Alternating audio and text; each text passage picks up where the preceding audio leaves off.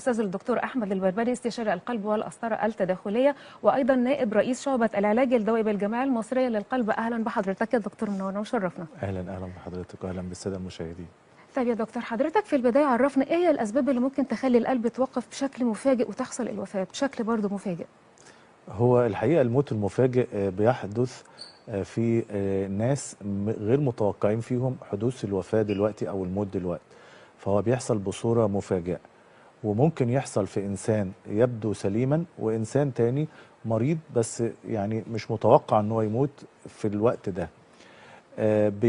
غالبيه الموت المفاجئ بيبقى نتيجه توقف عضله القلب نتيجه الشريان التاجي اللي هو الذبحه الصدريه او الجلطات الشريان التاجي او الازمات القلبيه، يعني كلها مسميات متفاوته.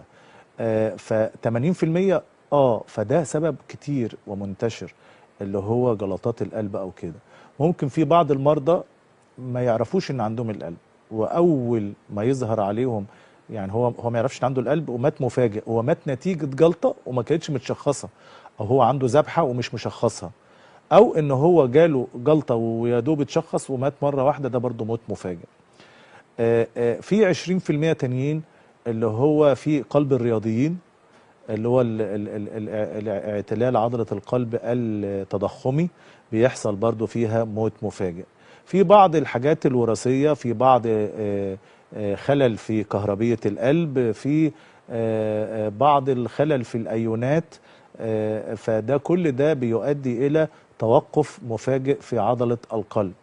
وهو حضرتك الموت المفاجئ ده ال 80% دول كتير اللي احنا نقدر نتحكم فيهم. وايضا في قلب الرياضيين لو احنا لقينا تضخم معين عن شكل معين، بنبدأ ان احنا ممكن نعمل له زي وقاية. وفي بعض الناس اللي هو قلبهم بيتوقف ويصدف ان في دكتور او في حد بيعرف يشتغل انعاش قلب رئوي فيرجع تاني، فلابد ان الراجل ده او المريض ده او الشخص ده نهتم بيه جدا عشان ما يرجعش تاني قصة الموت المفاجئ. الموت المفاجئ بيبقى فيه في الاسر او في العائلات، يعني لما واحد مثلا عامل وراثي عنده والده توفى مثلا سن 40 ولا 50 مره واحده بصوره مفاجاه، لازم يخضع لفحوص كثيره